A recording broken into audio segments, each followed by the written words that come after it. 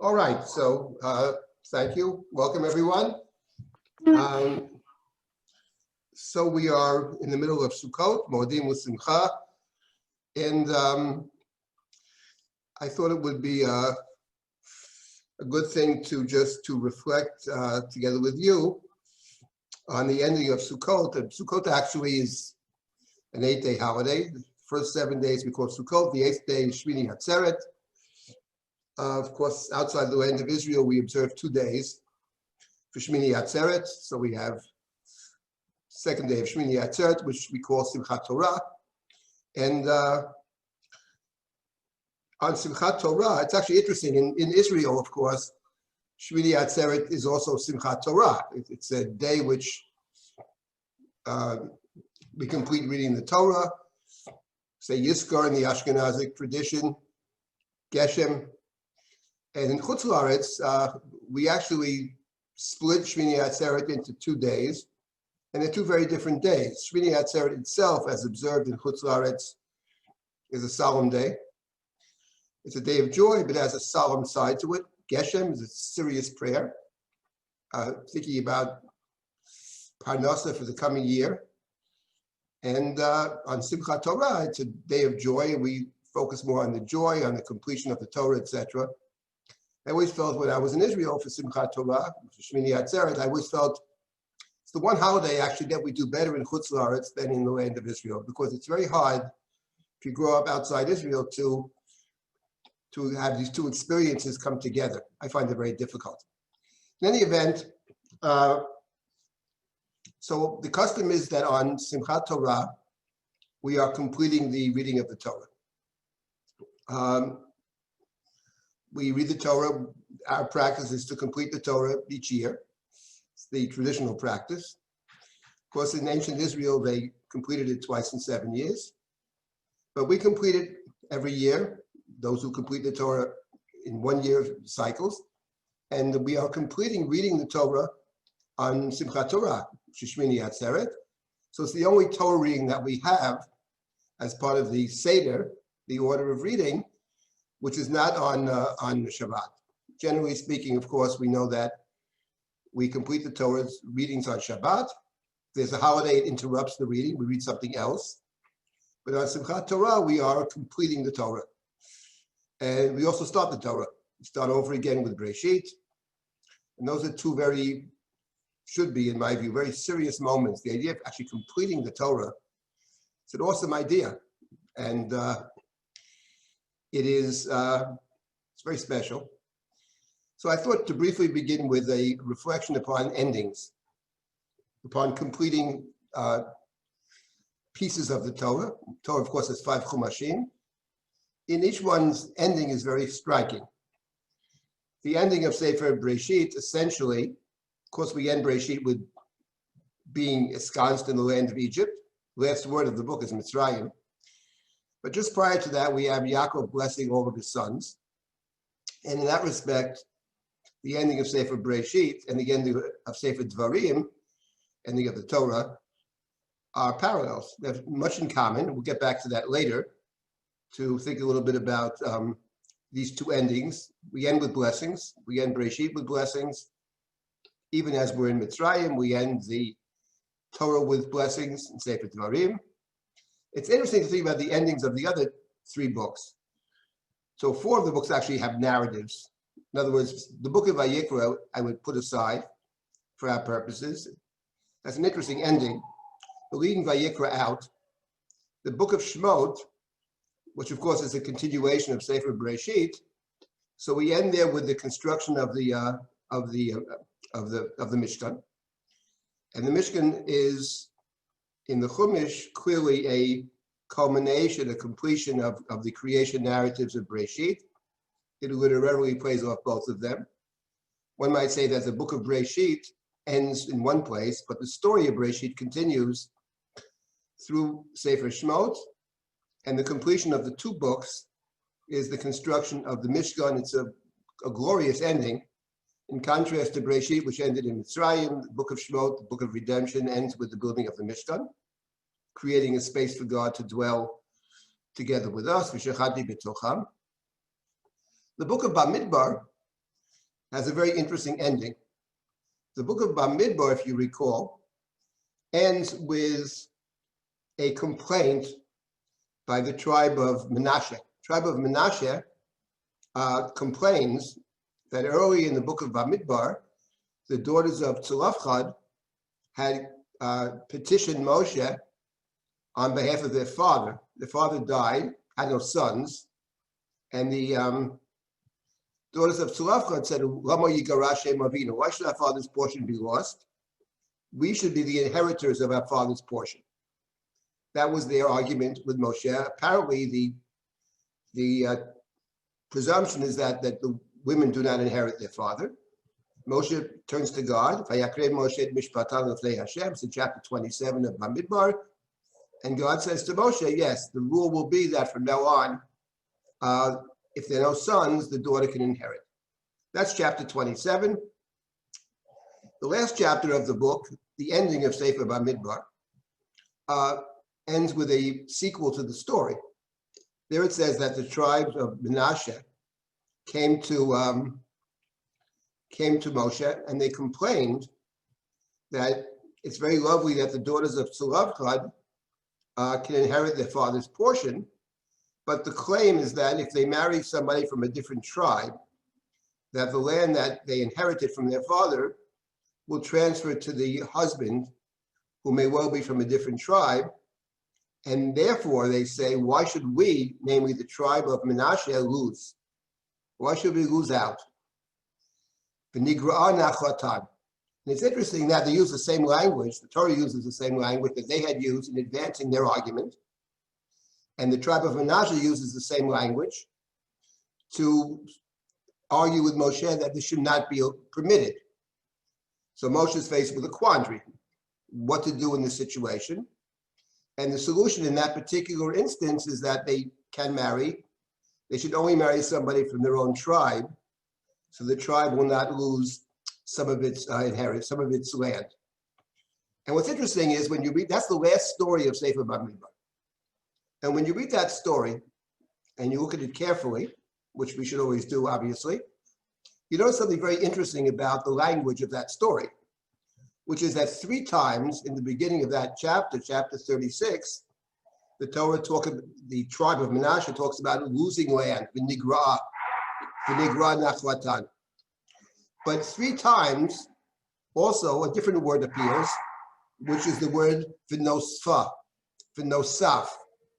That their argument is that not only our land will lose, our tribe will lose land, but v'nosfa nachlatan, whoever will marry the daughter of Tzulafchad, the 5 daughters, that tribe will gain land. So they seem to be disturbed about 2 things. They're going to lose, but they're also very disturbed that the other tribes are going to benefit, are going to gain, have more, v'nosaf. And it's interesting that in chapter 36, when the Chumash introduces us to Menashe, it talks about that it traces the people back to the tribe of Menashe, Menashe ben Yosef, and it traces Menashe back to Yosef. And Yosef, of course, B'nosaf, 3 times, then we have Yosef, B'nosaf, B'nosfa, 3 times Nigra, Yigara. So they seem to be bothered by not just that they're going to lose, but the others are going to gain. And this dispute between the tribes, one might say dispute between the tribes that see themselves as losing, and they're equally disturbed apparently by the fact that the other tribes will gain, the Nosaf, takes us back, of course, to the very ending of Sefer Breshit. Because Sefer Breshit actually does not end with the blessings of Yaakov to his sons, but Sefer Breshit ends with a different story, which is that the brothers, after the death of Yaakov, are afraid that Yosef will take vengeance upon them, and in fact, Yosef will kill them. They're concerned that Yosef, after their father has died, will in fact kill them. And they go to Yosef and they say that our father requested that you forgive us and we will be your slaves. So they're offering themselves as slaves, presumably they're concerned about a worse fate. Yosef cries and says, that was not my intention, I'm not God. after I die, take my bones back with you. We'll be united after my death. That's Yosef. So the point is that Sefer Bereshit actually ends with the dispute between Yosef and his brothers, which is not fully resolved, obviously, in the minds of the brothers. They still suspect Yosef. And Yosef pacifies them and says, no, this is not my intention. I'm not God. I can't play God, even though he seems to have been playing God all along. But okay, I'm not God. And Moshe finds a way to resolve the conflict. The resolution is they can marry, they can inherit, but they can't marry from a different tribe. So that's Moshe's way of allaying the fears of Menashe. It's Moshe's way of allowing people to live together, and that is compromise on all sides. So it's interesting that the ending of Sefer Bamidbar recalls the ending of Sefer Bereshit, and the ending of Sefer Devarim, which of course ends with the blessings, also recalls the end of Sefer Bereshit, the blessings of Yaakov to his sons, which is chapter 49, the story of Yosef and his brothers, which is chapter 50, and the dispute between them. And this is a dispute, a tension that's never fully resolved throughout the Bible. We should never forget that the division of the people of Israel, the tribes that are divided in the book of Melachim, is along the lines of Yehuda on one side and Yosef on the others. So the fault lines are clear, and the tension is clear. And the question is, given that reality, can we find a way to live together? Can we live together with our differences, with our disputes, with our perhaps our anger, and find a path to live together? And the end of Bereshit suggests that we can find a way. And Yaakov actually is instrumental in finding a way. So what Yaakov was able to do, and Yaakov's mission that he accepts at the end of his life, is to fully build the family. Yaakov's vision, of course, we recall, was to build a family. He calls it a bayit. And he takes a vow. If I come back, if you bring me back in peace to my house, says Yaakov, in chapter 28 of Bereshit, then I will build, you will be my God. Hashem li Elohim, and this place shall become Beit El. But Yaakov means by that, presumably, you're the God of my father and the God of Isaac and the God of Abraham. So in that sense, you're my God. But if you give me the opportunity, you'll be my God in a way that's different from anybody else, because no one else can build the inclusive structure. Avram couldn't do it. He chooses one son, or one son is chosen. And Yitzchak has one covenantal son. And Yaakov's vision, dream, is to build a community where everybody has a place. Everybody has a place. And Yaakov's able to do that, but there's a missing piece at the end of Sefer Bereshit. And the missing piece is Yosef, because Yosef is in Mitzrayim. And when Yaakov is sent down to Mitzrayim, not just to meet Yosef, because he could have met Yosef and gone back home. But God instructs Yaakov in chapter 46, Yosef Yoshit Yado Areinecha, you're not coming back right away. You will be there till you die. And your mission is not to simply meet your son. Your mission is to include your son. And Yaakov finds a way to include Yosef, who's the viceroy of Egypt, who meets him with his chariot, who has these two children who are Egyptian children. And Yaakov finds a way, actually, to include Yosef. The way he includes Yosef in the Chumash is by bringing Yosef back through Yosef's children. There is no tribe of Joseph. There's a tribe of Menashe and the tribe of Ephraim. But through the children, who have no animosity born towards them by the brothers, and they presumably no bear animosity towards their uncles. So Yaakov finds this way to build the bayit, to include everybody, and to bless all of his 12 sons. They don't all get the same blessing. Someone might say is more of a critique than a blessing, but it's a blessing because they're all included. Shnei Masar says the Torah, these are Jacob's sons. They're all part of the family. So Yaakov is able to include everybody. He found a way to include everybody. And at the end of the day, Yosef does not kill his brothers. Yosef, on the contrary, says to his brothers, someday we'll be fully reunited back in the land. which is what happens. The tensions are always there, but they are reunited. When it comes to Zot HaBracha, it's interesting that in Zot HaBracha, it's also about Moshe not only giving blessings to the tribes, which he does, but I think in the Chumash, in the reading of Zot HaBracha, it's interesting that the language of Zot HaBracha is very difficult. The introduction is extremely difficult, some of the most difficult passages in the Torah. But what I think is clear, without getting to the specific words, that the introduction to Moshe's blessing to the people, the verse that precedes Moshe blessing the individual tribes, is Torah tzivalanu Moshe morasha kihilat Yaakov.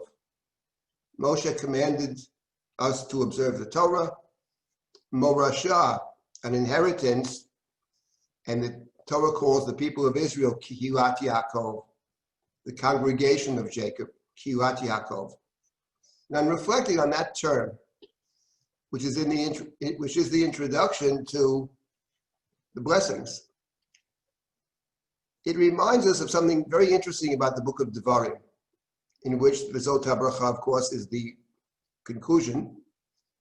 And it's that Sefer Devarim places a tremendous emphasis on the event of receiving the Torah. There's a great emphasis on Kabbalat HaTorah and Sefer Devarim.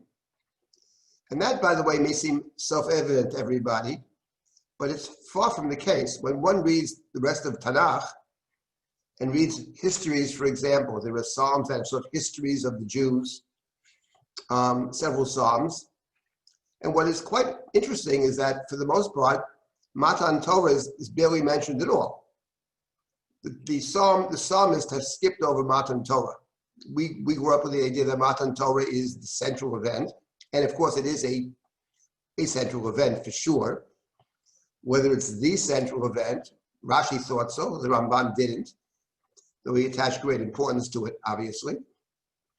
But in Sefer Devarim, the revelation of Sinai is central, and the Torah had a term for the revelation of Sinai, for the day that we received the Torah. More than once, the Torah has a term.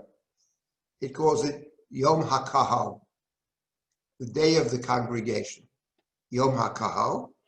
And even more than that, what is equally interesting is that towards the very end of Sefer Devarim, in chapter 31,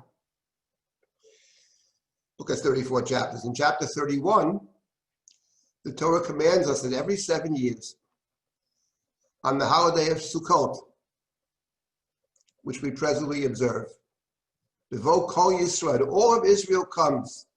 All of Israel, it says. Even though the Torah in Devarim spoke earlier about pilgrimages to the temple 3 times a year.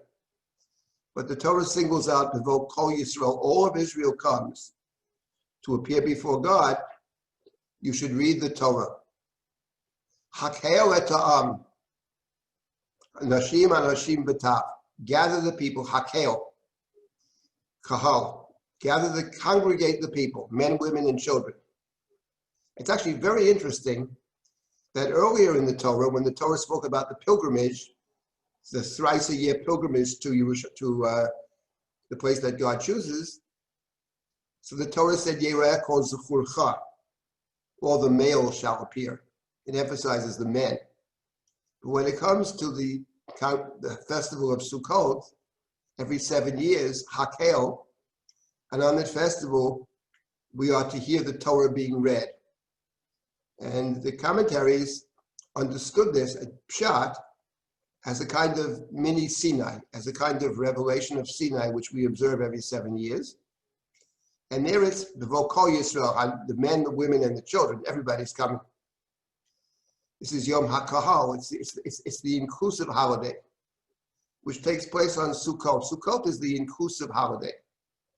Maybe if we have time, we'll discuss that a little bit, why Dafka Sukkot is the inclusive holiday. But the Torah has a mitzvah. Torah speaks of, in Dvarim, Yom HaKahal, and we are never to forget that event. The Torah warned us in the beginning of Sefer Devarim not to forget what we saw at Sinai, Yom HaKahal. And then every 7 years, we are to re-experience that day of Hakel. And just before Moshe is about to bless the people, in Zot HaBracha, in the culmination of the book, the preceding verses, Torah tzivolanu Moshe, Morasha Kilat Yaakov. So the point then, perhaps, is that Moshe blesses the individual tribes. But the point of the blessing of the individual tribes is it's not just about the individual tribes. It's seeing each one of these tribes as part of a whole, as part of a larger community. So Moshe may single out the tribes. On one hand, it's a blessing of the tribes, but at its core, it's a blessing of Kilat Yaakov. It's a blessing of all the tribes together as one. And throughout the Torah, of course, we know there's been a tension between the individual tribes on one hand and the community on the other hand. The institution that actually in the Torah represents the community is the temple, is the Mishkan. The Mishkan is the Mishkan for everybody. Everybody goes there. So it is.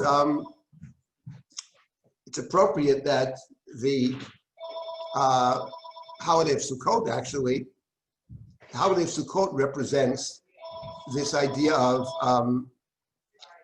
the entire community, because the Sukkot is basically the Mishkan, the festival of the temple, and the temple is that which represents, which is part of everybody's connected to the temple, separate from the individual tribes. So at the end of the Torah, actually, we have a beautiful ending where Moshe chooses to bless individual tribes on one hand, but we recall that we are one congregation. And the book of Devarim, what makes us one congregation, basically, fundamentally, in Sefer Devarim, I would argue, is certainly a piece of it, is this idea that we are a people who are connected to this revelation, to God's Torah, to Yom HaKahal, to Hakel. So that's how Zot HaBracha begins. In fact, that's the very beginning of Zot HaBracha. Hashem mi Sinai ba. It mentions Sinai in the very beginning, and then the preceding verses, Torah tzivolanu Moshe, Morasha Kilat Yaakov. So that's what I wanted to say in terms of the endings, actually. Very striking endings. So there's an ending of the blessings and the ending of the temple in the second book. And then the fourth book is the ending of finding a way for people to somehow connect to each other, not to separate, finding a way for Joseph and the brothers to see themselves as part of a larger people. And then, of course, in Zot HaBracha, once again, Moshe blesses the tribes, but he precedes it by emphasizing, and the Torah emphasizes, there may be individual tribes, but it's one kahal, it's one people, Kilat Yaakov. Okay, that's the first thing I wanted to mention. Let me pause for a moment. If anybody has any comments or questions or whatever, I'd be happy to hear that. And then we'll proceed to part two.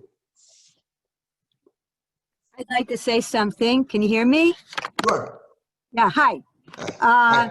I think it's interesting that in the brachot, the so-called brachot in Sefer Breshit, you have some, as you pointed out, some non-brachot. Not everybody gets a wonderful blessing. There's some criticism and some sort of negative statements there, but in Moshe's brachot, they are all positive.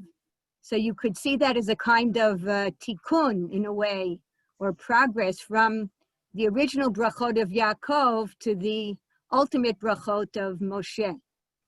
Right, so I think that's a very interesting point. I was going to actually address that a little later, so I'll just make one comment about what you said, and that is that it is interesting that for whatever reason, when the Torah speaks of the various tribes, there are always 12, whatever the reason for that may be. And you can arrive at 12 because remember that Yosef is two tribes, Menashe and Ephraim, so they're really 13. So you want to get to 12, somebody's got to drop out. Sometimes it's Levi that drops out. Maybe it's Joseph can be seen sometimes as one. Menashe and Ephraim can be seen as one. But in Zot HaBracha, actually, we get to the number 12 in a different way. We get to the number 12 because one of the tribes does not receive a blessing at all, ostensibly. And that is the tribe of Shimon. Shimon actually is not mentioned. Now, why is Shimon not mentioned? So I would say two things about Shimon not being mentioned, which relates to the point that you just made. Shimon, and this was the actually segue into the larger point I wanted to make, but if other people want to say something, I'm happy to hear it. And that is that Shimon, in the terms of the desert experience, the tribe of Shimon is very problematic. And the reason the tribe of Shimon is problematic is because of the event that's described towards the end of Sefer Bamidbar of Baal Pa'ar. The incident of Baal Pa'ar, which is chapter 25 of Bamidbar, where Israel gets involved with the daughters of Moab, Midian and Moab, and they begin to get involved with Pa'ar, which is the god of Moab.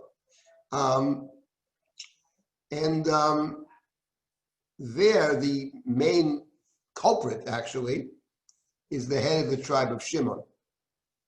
The head of Shimon. So it's, and that is a particularly serious business. I'll just, for a moment, reflect on why that's such a serious crime. It's a serious crime because this crime of Baal Pa'ar, which takes place in chapter 25 of Bamidbar, is the crime of the second generation. There are two great sins of Israel in the desert.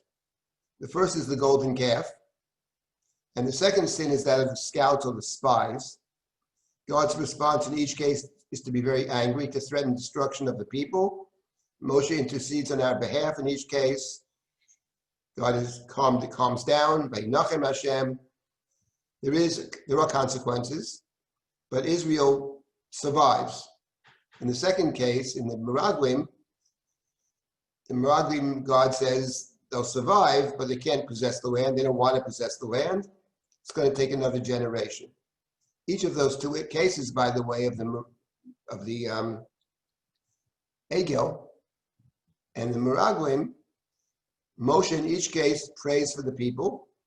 And in each case, what Moshe employs in his prayer for the people are the Yud Gimel Midot, Shem Hashem Karachem B'Chanun, or a form of the Yud Gimel Midot. The Yom Kippur service, by the way, uses both of those formulations of Moshe in the most interesting way. Can't get into that now, but those are the great crimes of generation one. Now, what are the crimes of generation two? Generation two is going to possess the land, so they are presumably better than generation one. But the interesting issue is that generation two is actually guilty of similar crimes. Baal Pa'ar, of course, is quite parallel to the story of the golden calf. It's Avodah Zarah. It doesn't start as Avodah Zarah, but it becomes Avodah Zarah. It's a very serious crime, and it's the second generation crime of the second generation. That's the Egel. That's the secret. Egel 2, we could call it. And then you have the Meraglim story. And by the way, the reader knows. When you read that Baal Pa'ar story, you know that Meraglim 2 is on the horizon. You don't know when it's going to happen, but it's got to happen, because that's how the Chumash is set up. So you keep reading 26, 27, 28, getting close to the end. There's no Meraglim 2 until you come to chapter 32. That's the story of Bnei Gad and Bnei Ruvain, who don't want to cross over into the land. And they'd say to Moshe, listen, the grass is greener on this side, but we don't want to cross over. And Moshe gets very angry with them. You're doing what your parents did. When I sent them from Kadesh Barnea to scout out the land. And they came back and they dissuaded the people from possessing the land. You're the same as your ancestors. What ancestors? The Meraglim. So you jump for joy. You expected it. You know it's got to be coming. So the difference between the two generations is not the sin. People are sinful people. People always sin. People make mistakes, and usually they make the same mistakes many times over. That's not the issue. The issue is how you respond to the mistakes. The issue is what do you make of it? How do you deal with it? And there are the differences. When you're studying the book of Bamidbar, what you're looking for is how is it dealt with afterwards? What is the difference with the response in Bamidbar and the response in Shmot?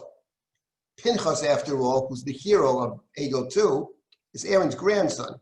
Pinchas ben Elazar ben Aaron HaKohen. So what you're looking for are a set of distinctions between the two stories.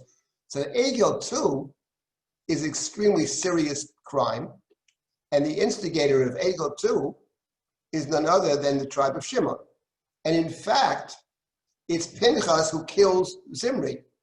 It's a Levi that kills Shimon, thereby fulfilling perhaps Yaakov's point in his condemnation or criticism of Shimon and Levi that they can't be together. B'sodam al tavo nafshi, b'kalam al techad kivodi, ora pam kiyaz. So the division of Shimon and Levi, which is accentuated in V'zot HaBracha, because in Moshe's blessings, as we'll see soon, Levi occupies a very prominent place. Shimon's not mentioned at all. So I would say, in response to what Ruth is saying, that when Moshe has nothing good to say, he says nothing. He doesn't criticize Shimon. He says nothing at all. But I do believe, actually, and actually after I thought about this, I saw it someplace or other. I can't remember where I saw this, the same suggestion, that actually there's an intimation in Moshe's blessings that Shimon is included. Because if you think about the Tanakh and the role of Shimon, tribe of Shimon in the Tanakh, it would appear that the tribe of Shimon, in one form or another, becomes absorbed into Shevet Yehuda, the beginning of Shoftim. Who's gonna go and fight? Who's gonna lead the fight? Yehuda Yahweh. And Yehuda says to Shimon, help me. So Shimon essentially is seen as related to the tribe of Yehuda. And it is interesting that in Moshe's blessing for Yehuda, which is one verse long, V'zot liYehuda vayomar, how does it begin? Shema Hashem kol Yehuda. There's even an intimation, Shema, Shimon. Shema Hashem kol Yehuda. The blessing is to Judah, but maybe a piece of the blessing to Judah is transmitted to Shimon. So it is certainly the case that, but the point that was made is, of course, the case. Moshe doesn't have any, there are no criticisms in V'zot HaBracha. It's all sweetness and light. And what makes it even more astonishing, actually, is that when you read the book of Devarim, one thing we can certainly say about Sefer Devarim is it is not sweetness and light. It contains a severe critique and a prophecy about the future, about God's hiddenness, has a tochacha which goes on and on, seems to never end. And the warning is very stark and clear about what is going to happen, and Moshe's concern after he's gone, what will happen to the people. Moshe spares no criticism in the book of Devarim. When you get to the end of the last chapter, though, in V'zot HaBracha, it's the sweetest blessing. So that point is an important point and very well taken, and really accentuates the fact that we want to end with blessings. We want to end with blessings. We want to end the year with blessings. I'll get back to that at the very end. So that's actually a very important point. Okay, so let me just say a couple more words about... Rabbi Silber? Yes. Sorry, there was another question in the chat that was sent by Gershon. He asked, is Arpa attracted to Baal Peor, so hence her name and her return to Moab? I don't know. I always thought of Arpa more as the Oref, as the neck. When someone turns back, you see the back of their neck. It's possible. I don't really know whether we play with that. The truth of the matter is that in the book of Ruth, there are no real negative characters in the book of Ruth. Arpa is not so much negative. She's not beyond. No, there are two kinds of characters in Ruth. There are your standard person, maybe even a decent person. Remember, Arpa starts walking with Naomi, doesn't desert Naomi. Naomi says, go home, go home, go home. She goes home. But she's willing to sacrifice and go with Naomi. Ruth is above and beyond.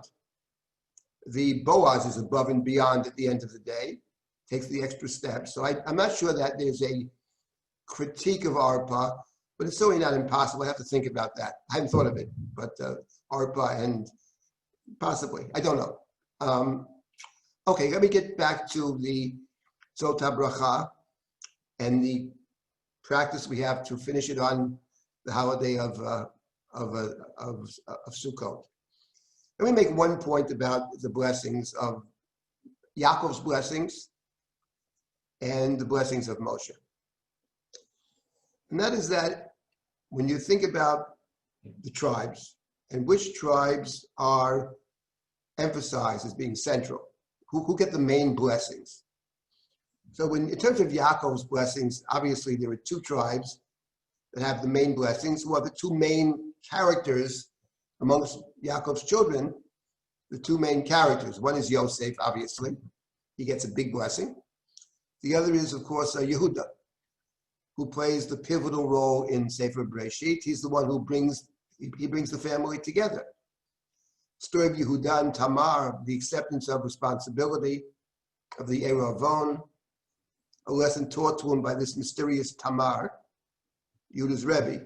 And then Yehuda puts that into practice later, when he himself becomes the Arev. He's willing to sacrifice himself to take responsibility for his brother, or his half-brother, if you want to call it, namely Joseph's brother Benjamin. Yaakov is reluctant to send Binyamin back to Mitzrayim, and Yehuda says to Yaakov, Anochi erevenu. And in saying Anochi erevenu, I'll take responsibility. And in point of fact, what happens is that he does take responsibility.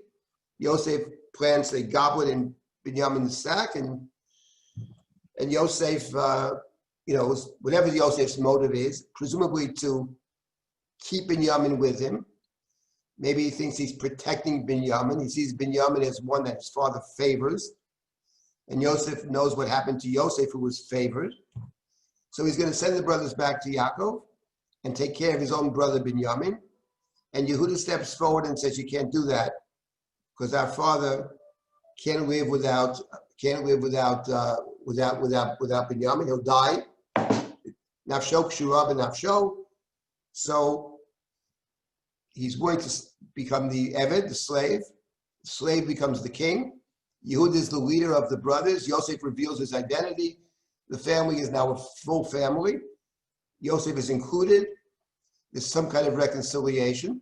So in the blessings of Yaakov to his sons, the two that are highlighted are the two main characters. One is Yosef and the other is Yehuda, and that makes perfect sense. No one else is left, no one's left out.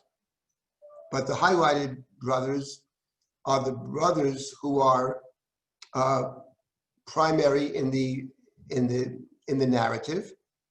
And in point of fact, even more than that, I would say that the blessings or non-blessings, if you want to call it a non-blessing, there's a critique of Shimon and Levi. There's a critique of Reuven, the first three sons of Yaakov, where he's going to tell them what will happen in the end of days. They are critiqued. Reuven is stripped of the right of the firstborn. Shimon and Levi are critiqued, and Yaakov says have to be divided. But they are included. These are the 12 sons, says the Torah, each according to his blessing. But the reason Reuven is stripped of the birthright, Yaakov says why. Yaakov says that he mentions specifically the incident with Bilhah, that Reuven sleeps with Bilhah. But it's more than that when you read the book of Breshit. So you understand that Reuven's judgment is problematic. He may be well-intentioned, but he's problematic. He's not really a leader. He doesn't know how to take responsibility. He says to his father in the very Benjamin story where Yehuda says, take me, I'll be the Arev. So Reuven said to Jacob, Father, give him to me, give Benjamin to me. If I don't bring him back, at Shnei Banai Tamit, you can kill my two sons. So Yaakov doesn't even respond. I don't think killing his 2 grandchildren is what Yaakov has in mind. But what Reuven might have said is, you can take me. I'm responsible. That's what Yehuda says. I'm responsible. So Reuven doesn't know how to take responsibility. He's demonstrated that in the narratives of Sefer Breshit. So Yaakov responds to Yehuda, to Reuven, in keeping with what Reuven has demonstrated in the book of Breshit. Shimon and Levi, story of Shechem. They're probably the primary brothers who conspired to kill Yosef. So Yaakov responds in kind. Yehuda took responsibility. Yosef was the one who protected the family. Mitzrayim, etc., the talented son. He kept his identity in Egypt. So Yaakov is responding. So the blessings of Yaakov are responses to what happened prior. That's the jumping off point for Yaakov. And the same thing can be said, I think, and that's the point that was made earlier, which I embellished a bit. The same thing can be said for Moshe's blessings. Moshe doesn't mention Shimon at all. If Shimon is mentioned, it is only through Yehuda. And the tribes that Moshe singles out as having the primary blessings, I would say a 2 plus 1. The 2 primary ones are number 1, Levi. Levi has a big play in Bezot HaBracha. Tumecha v'yurecha ish chasidecha. And of course, the tribe of Levi is the tribe. If Shimon is being passed over in the sense because of Egel 2, the tribe of Levi were the heroes of Egel 1. They were the ones who remained steadfast.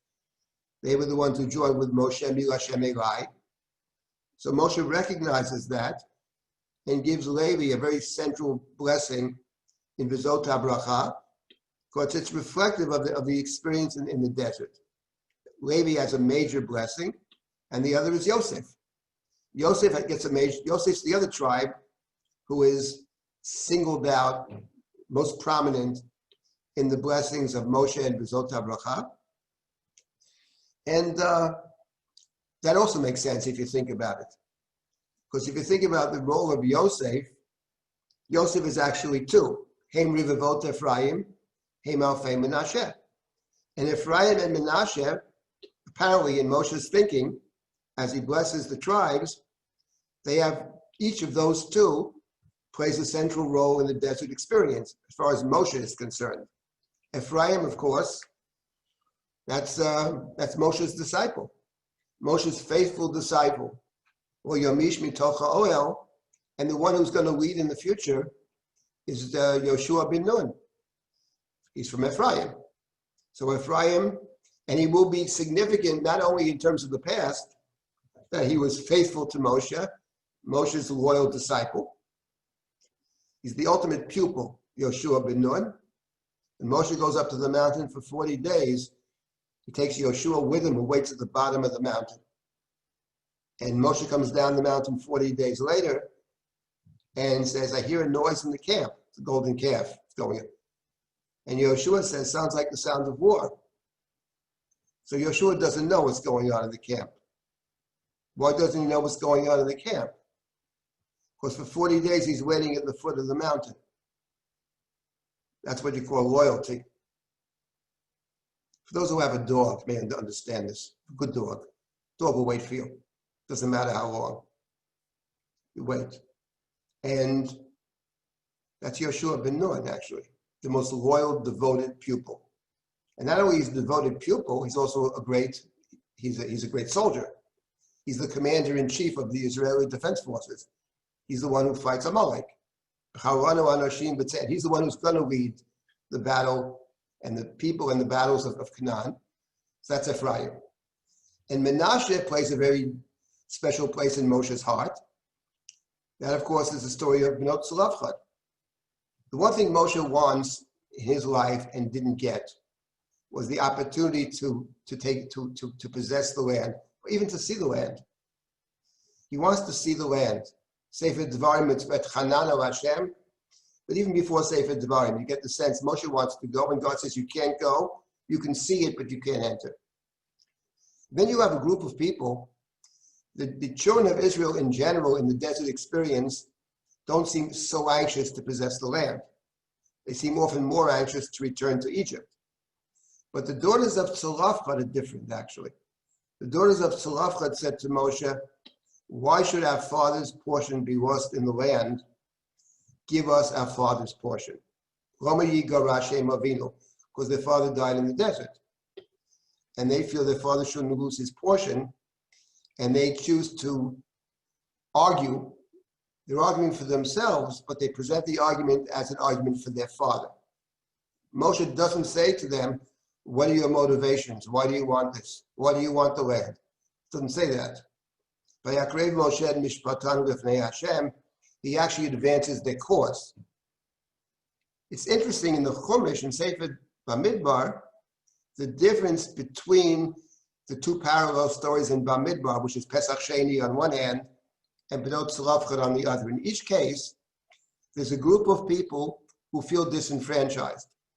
In the first instance, Pesach Sheni, where they were tamei and couldn't bring the sacrifice, why should we be, Lama Nigara? They say, why should we be deprived? Moshe says, wait here, let's see what God has to say. So he's sympathetic. But in the second instance, Vatikravna Bnot Tzalafchad, Vayakrev Moshe Mishpatan. He actually brings their case before God. It's more than just let's wait here. He actually pleads for them because they represent for Moshe exactly what Moshe wants. And Moshe understands that possession of the land is not just a piece of land for Moshe. It's a connective to God. And therefore, when two of the tribes later on say, we don't want to be part of the land, we want to separate ourselves, Reuven and God, Meraglim too, what Moshe does is to connect them. He places those most deeply connected to the land with Reuven and God, which is Chatzi Shevet Menashe. Because Menashe represents for Moshe a desire for land, a desire to connect to God through the material land. So when Moshe singles out blessings in V'zot HaBracha, which is a function of his desert experience, which is a difficult one overall, but he singles out Joseph, who was both Menashe and Ephraim. Hem Rivivot Ephraim, Behem Alfei Menashe. So Levi and Yosef, which is Menashe and Ephraim, are the main ones that Moshe singles out. Let me make one other point about Moshe's blessings, which is in line with what Ruthie had said earlier. Ruthie's my sister, by the way. Ruthie sitting in the land of Israel, in the Holy Land. It's interesting that how Moshe chooses to be positive. It's interesting, the story of Reuven and God in the Chumash, without question, starts off in a very negative way. Because they don't want to cross over into the land. They prefer the green grass, the cattle. They're concerned about their cattle and their material possessions. Opportunity to go into God's land. No, let the others go. And not only that, they don't even want to fight for the others. The others fought for their land, but they don't want to go over and help the other tribes possess their land, which is what ticks Moshe off right away. What, they're going to fight, you're going to stay here? That makes no sense. They fought for you. Why shouldn't you help them? So Moshe negotiates it out. So certainly in the story over there, it's Reuven and God. Because when they traveled in the desert in groups of three, Reuven and God traveled together. What's interesting is when Moshe actually in Sefer Devarim gives his blessings, when it comes to Reuven, Yichi Reuven v'al yamot v'hi metav mispar, it's like you might say in English, what do you think of so-and-so? He should live and be well. He should live and be well. Live and be well means can't stand the guy. And want nothing to do with him, live and be well. Well, that's Reuven's blessing. Yichi Reuven v'al yamot v'hi metav mispar. They should be well, they shouldn't die out. But when it comes to God, actually, Reuven's partner, then Moshe chooses to see it differently. Baruch marchiv God. Blessed is the one who enlarges God, the tribe of God. A difficult phrase. He saw the first portion. For there, I believe the best interpretation is the portion of the ruler was hidden. In other words, the point is that Reuven and God, it reminds me in the beginning of the state of Israel, you had these kibbutzim on the border. And the kibbutzim on the border served a very important function. First line of defense. First line of defense. Moshe chooses to see God, the tribe of God, Reuven's partner, not in a negative way. The opposite. They took that first portion because they understood that the power of the ruler was not strong on the margins. So they took these outposts on the margins of the land, first line of defense. So blessed is God, blessed is the one who would enlarge them. Yasher Koach, he says, to God. So he chooses to distinguish Reuven from God. When it comes to Reuven, he doesn't assign to Reuven any deep motives. And the truth of the matter is, when you read the Chumash, you can see Reuven is wanting to be, a big fish in a very little pond. Reuven was stripped of the Bechorah, not the leading tribe. Okay, I'll stay on this side of the Jordan, where I'll be the main guy. The Moshe is not crazy about that. Yes, you live and be well. But Reuven's partner, God, the Moshe chooses to look at it in a very generous way. Moshe gives a generous assessment of the tribe of God, which underscores the basic point that in Zot HaBracha, Moshe chooses to see things in a positive light. He has criticized us for about 32 chapters or so. But when it comes to chapters 33 of Zot HaBracha, he chooses to see things a different way. And by the way, something's very interesting about Zot HaBracha. Actually, there are many things. I'll mention one of them. The death of Moshe's death is mentioned several times in the Torah. And it's mentioned, actually, the command to ascend the mountain and die is mentioned already in chapter 32. It's also described in chapter 34 at the very end of the Torah. And in chapter 32, which is Parshat Ha'azinu, a song, a poem, is a warning. It's described as a warning. Warn the people what will happen. It describes the people who are cared for by God, who reject God, and God's incredible anger at Israel, threatening to destroy Israel. If not for the fact that the enemies of Israel might take credit, God might even do it. Someday, God will avenge the blood of God's servants. Right after the song of Ha'azinu, Moshe is commanded to ascend the mountain. God says, ascend the mountain and see the land. You will not enter the land. Chapter 32 of Devarim. You don't have to believe me when I say this, by the way. You can look it up yourselves, you'll see. Don't believe me. Don't trust anybody when it comes to Torah. But it's there.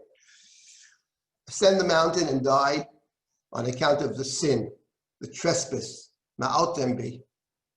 You can see the land, but you can't enter. Chapter 32. Then we come to the end of the Torah, in Zot HaBracha, the very end. Moshe is told to ascend the mountain and to see the land you will not enter. But there the focus is what Moshe sees. He sees this, he sees Dan, he sees Yericho, and you're able to see it. And there's no mention of sin. No mention of sin at all. Torah doesn't mention the sin. So in chapter 34, Moshe is a human being, he's finite. But he lives 120 years, he lives a full life. And he's able to see his dreams, which is a big thing, to see your dreams. And not only that, he has a pupil, Yoshua, his devoted pupil, and Yoshua teaches, and the people do whatever God commanded Moshe. So Moshe lives on through his teachings, through his pupils. He lives on. And that's a very fitting ending for Zot HaBracha, which is all positive. There's nothing negative. It's always sad when Moshe's death is a sad event, but it's represented in two chapters very differently. In the chapter of critique, which is Ha'azinu, in the poem of critique, there it talks about Moshe's failure as a leader, his sin and consequences. But in chapter 34, which is all about blessings, it's much more about the positive. Of course, he's going to die, but he sees. He's able to see the land. and his Torah lives on. That's chapter 34. Let me just conclude with the following observation about Bezot HaBracha. So what I started with, unfortunately, it's very important to understand how to celebrate the holy days. And Simchat Torah is a wonderful example, at least in my experience, that for the most part, most people have no idea how to celebrate Simchat Torah. They think it's Purim. They joke around, they do this. Simchat Torah is a serious day, very serious day. In Israel, it's the same day as Shemini Atzeret. It's all one day, Shemini Atzeret. The idea that you actually complete the Torah is so awesome. And there's actually a special reshut. There's a very special reshut when one is called up to complete the Torah, Chatana Torah. The idea of completing the Torah, and it's very fitting that it's on Sukkot. Shemini Atzeret is the last day of Sukkot, basically. It has its own identity, but it's fundamentally Sukkot. Sukkot, the Torah calls Chag HaAsif, the year of the festival of ingathering. And before Sukkot, of course, we have Rosh Hashanah, we have Yud Yom Midot, we have Slichot, because before we can build the Mishkan in the Chumash, God has to give us a way to reconcile, which is Yud Yom Midot. And right after Yud Yom Midot, which is Yom Kippur on our calendar, we have the holiday of Sukkot. Yom Kippur is about looking at the previous year and saying to ourselves, what didn't we do right? It is a festival. It's a happy day, Yom Kippur, of making commitments. We start with Kol Nidre, actually, because Kol Nidre is very important. We have to understand that there are ways out of commitments, mistaken commitments. But Kol Nidre is not about breaking your promises. Kol Nidre is about making promises. It's about, for this new year, what do I want to do this new year? I understand that we are human and limited, make mistakes. What are my commitments for the coming year? That's what Yom Kippur is about.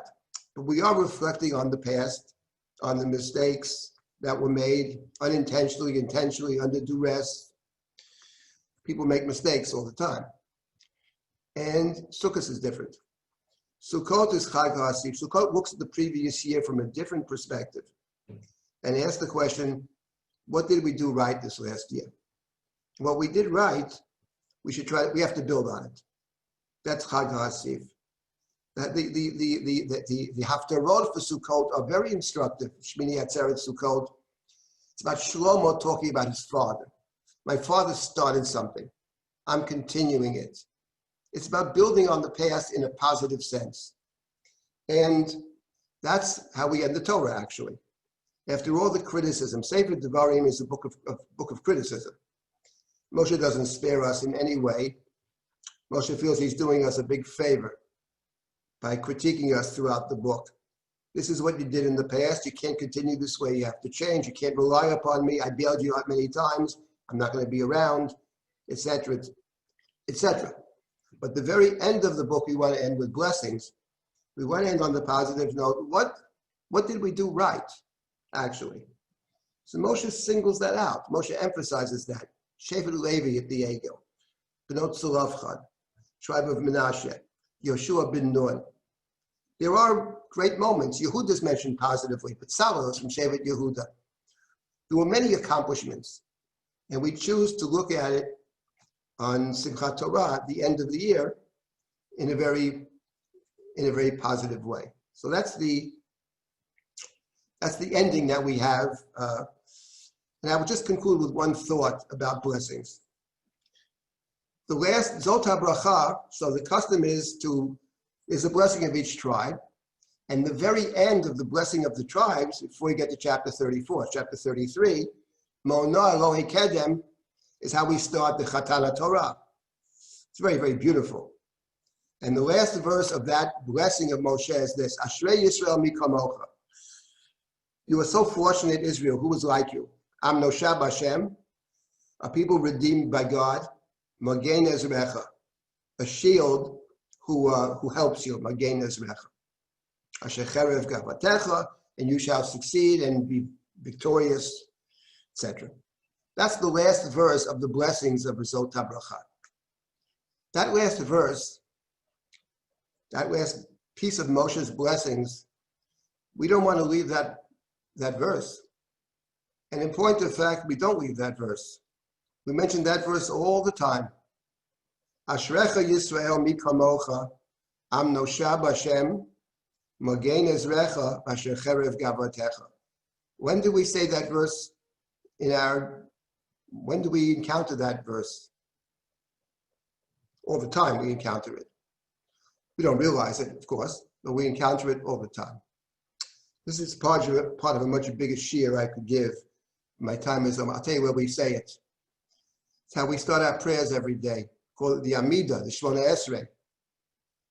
The Shemini Atzeret is all about we are blessing. Baruch atah Hashem is a blessing for God, but actually there's a reciprocal blessing embedded in that blessing.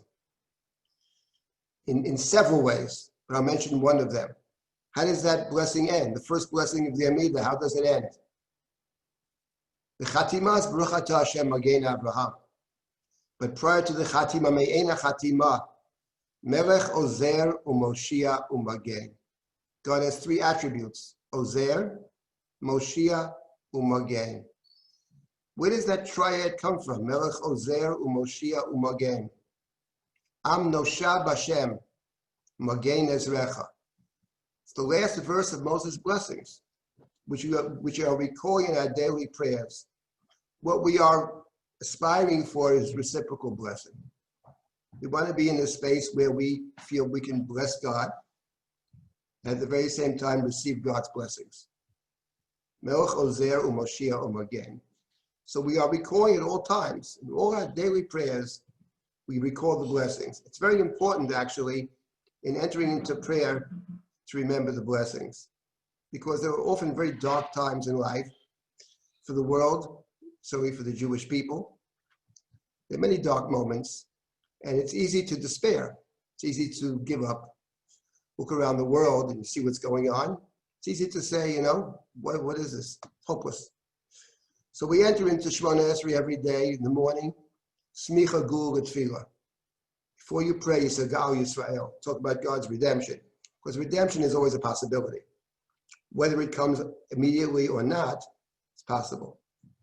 And since it's possible, we don't give up.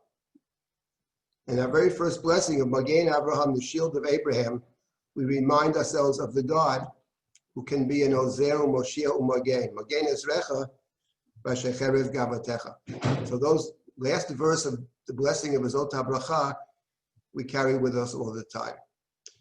Should be a year of blessings for all of us and for the world. And I wanted to say that the pandemic, which has had some many horrible effects on the world, on the Jewish communities throughout the world, there's been one little silver lining for Drisha, which is that in teaching virtually, we just reach a lot more people, and we can reach them all over the world. So we're going to be continuing with our classes at Drisha. I personally am teaching a class on Abraham, beginning a week from Sunday, and I'm giving something I never taught before, a look at the Talmud Bavli's view of King David, looking at 9 or 10 sugyot in the Bavli, and how they understand the David of Samuel and the David of Chronicles. I'm very excited about that course. Maybe I'll learn something new. Anyway, thank you for participating. Chag Sameach for all of you.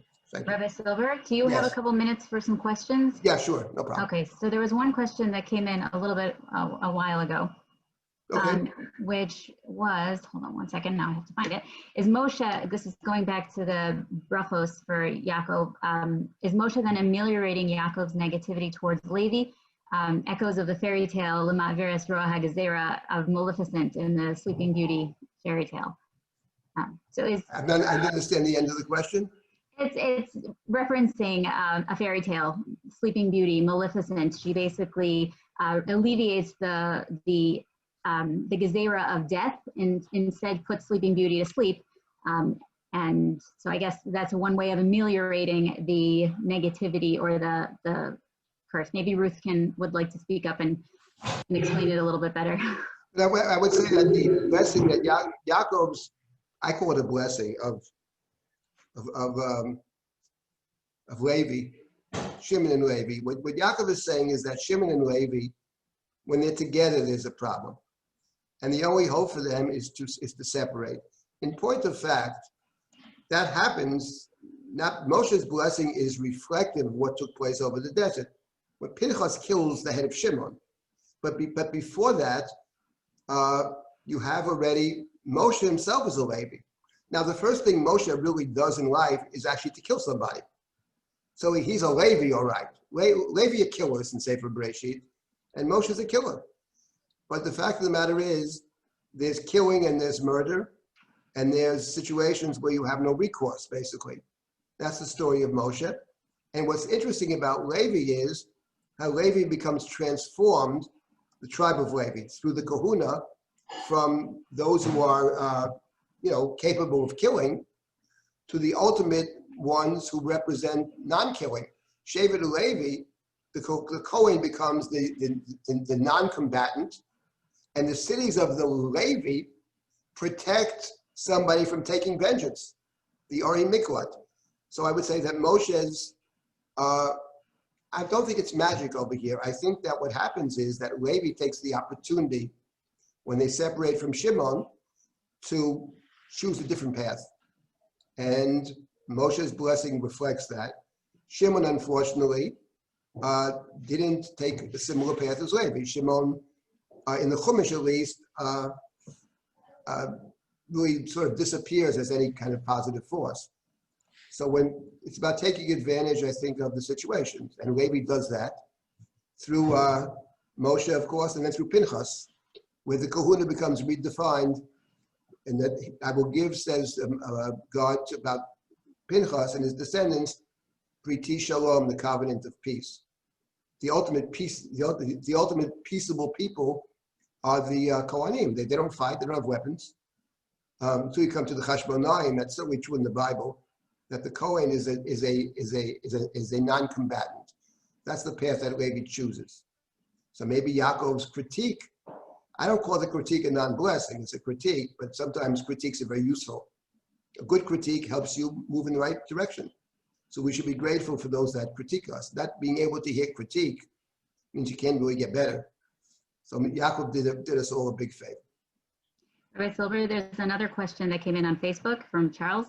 It seems that David and Shlomo, that it's an opposite psychology on Yosef's sons not taking vengeance on uncles. So where Shlomo is the son takes vengeance, takes vengeance, the father refrains from it.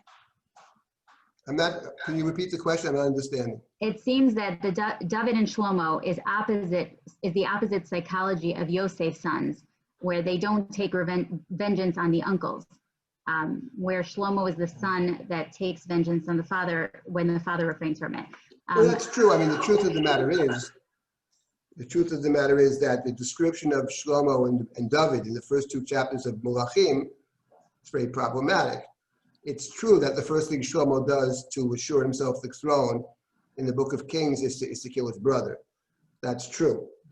But it's also true that prior to David's death, he commands Shlomo to kill two people. So I don't think it's all about Shlomo. I think Shlomo's following in his father's footsteps. And I think that there is that difference. And I think that Yosef not taking vengeance, it speaks very well for Yosef. I think that the anger is still there, presumably, but from all sides. I mean, nobody's, in the Joseph narrative, nobody's innocent, obviously. The guilt is shared by all, but the ability to overcome the antagonisms and to become a people, I think Yosef certainly gets a lot of the credit for that. And the contrast to, kinship is a political institution, has its own set of problems. But the point is well taken. There is that difference between the two stories. Okay, I'm going to stop there at this point. And again, Chag Sameach, and thank you all. Thank you all. And just to reiterate what Rabbi Silber had said, Drisha is offering 14 new classes starting right after Simchat Torah, Monday afternoon with Dr. Shana Strav-Schick. If you go through our website, www.drisha.org and then /classes, you'll see a list of all the 14 different classes that are going to be offered starting October. Some of them begin in November and go through December. So among the 12 courses, the other 12 courses that Rabbi Silber is actually not teaching, you're going to notice that many are organized around the theme of human dignity. So So this past few months, as Rabbi Silber had touched on, the challenges of COVID and the implications of social distancing, and we also now have this renewed attention to inequity and discrimination. These all bring up the topic of human dignity into a much sharper focus. So at Risha, we believe that studying the Torah's teachings on this theme and allowing the texts to really speak to us and contemplating our reactions to them, so that's an essential way to gain insight on the world and our role in it. So I do hope that you will come learn with us at Risha. And again, if you haven't yet registered for those classes, there is still time. They're free of charge. And you can join us on Zoom, on Facebook Live, and on Risha Live. All of the links are posted on the website. Thank you again, Rabbi Silber, for this wonderful lecture. And I'm really happy you had this opportunity to give us some Torah during Sukkot. Moadim l'simcha, everyone. And I hope to see you online again very soon. Bye-bye.